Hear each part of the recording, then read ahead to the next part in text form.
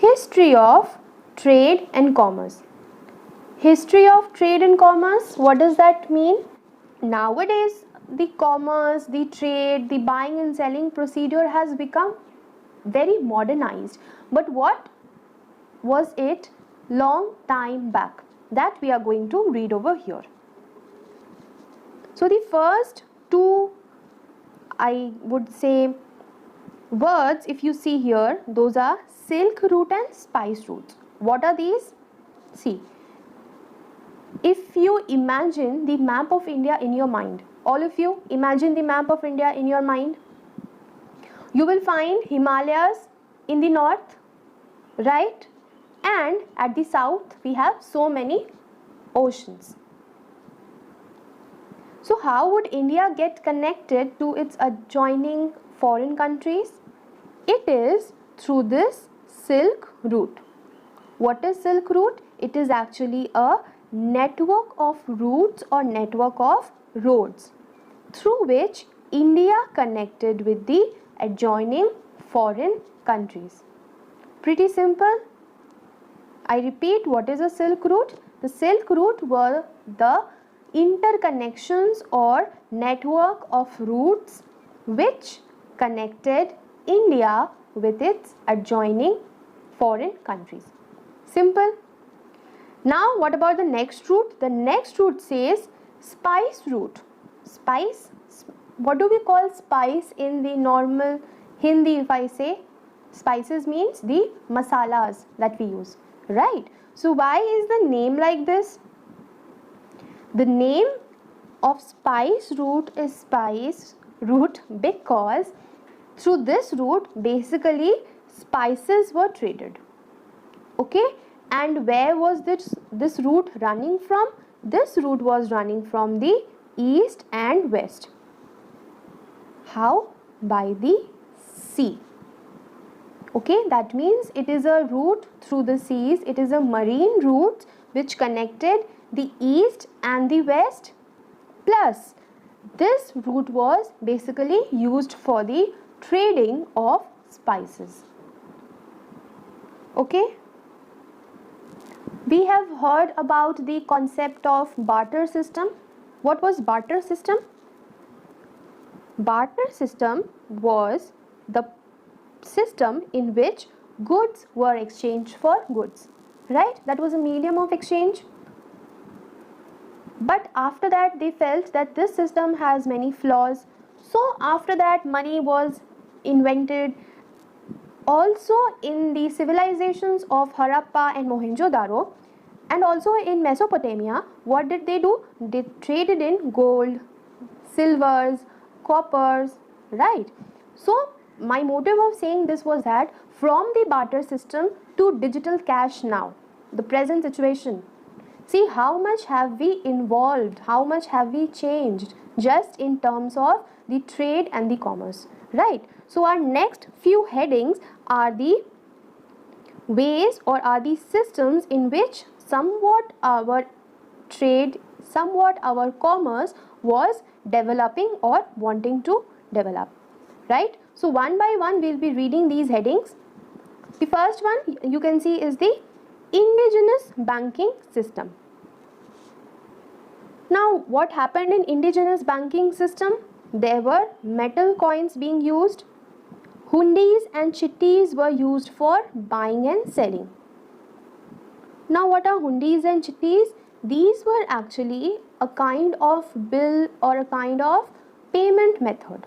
Okay, like the currency notes we have, that time these hundis and chittis, they were the instruments for exchange and were used for any kind of buying and selling on credit, right? Next was agriculture and domestication of animals. So there we started with the agriculture and domestication of animals. Domestication of animals means the pet animals, not pet, sorry, the domestic animals. Domestic animals as in cow, buffaloes, goats, they all were started to be kept by the people. People started keeping them outside their houses as domestic animals. Okay. Deposit of precious materials in the lending institutions. What does this mean? This means that, take the example of the present scenario. We deposit our gold in banks, we deposit the extra cash we have in banks, right? So that time, whatever precious metals would be there in those times, people started depositing it in the institutions. Okay. And the last one is the workshops or karkhanas of the skilled artisans. Now, what does workshops or karkhanas means? See, in those times also there were certain skilled laborers, some skilled craftsmen who converted some raw materials into finished goods. And this became a family type of system. The fathers gave or taught this method or system to their sons, they would pass on to their sons, and the whole family was involved in a particular type of skill or a particular type of artistry. Okay. So these skilled artisans, what did they do? They started opening their small workshops where if they have made any pots or made any craft thing, they could display there and sell it to the other people. Okay. Now, in addition to this, there were, you can say, not only pot making, weaving could be there, fabric painting or masonry. Okay, so these things or these skills were actually practiced, actually transferred to their next generations, and they were also means of income for those people. Okay.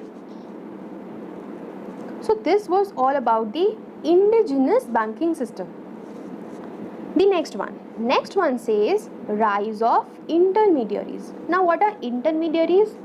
Intermediaries means the middleman, the person who links one person to the other person. So the first one, if you see, is the commission agents, brokers, the normal agents, distributors for wholesale and retail trade. What does that mean? In rise of intermediaries, many kind of middlemen came up. Okay, and what was this work of the middlemen? They acted as a link between maybe wholesalers or retailers. Okay, any goods which would have to be transferred from the wholesaler, they would have taken those goods from the wholesaler and passed on to the retailers. Okay, so these commission agents, brokers and distributors, they helped in the expansion of the trade and brought huge amount of money to India, right? Next, we talk about the institution of Jagat Seth. This institution of Jagat Seth was very important during the Mughal period and also during the days of the East India Company. Over here, what happened? The bankers began to act as trustees and they charged high rates of interest on the foreign trade. Right? Next one, emergence of credit transactions. Credit transactions means something if we take on loan, that is a credit transaction. So you may conclude that over here a lot of loan taking and giving was also being started. Emergence. Right? Next, indigenous banking, the one which we read above.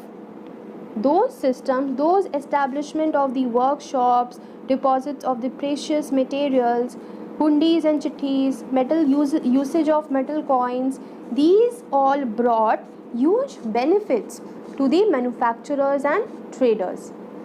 Okay? And the last one is commercial and industrial bank.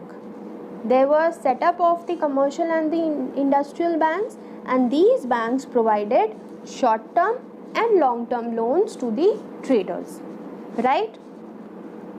So this was all about the rise of intermediaries, rise of the middlemen as in the commission agents, the institution of Jagat Seth who used to charge high rate of interest, credit transaction came up, indigenous banking system was also very helpful, and at last was the commercial and industrial banks.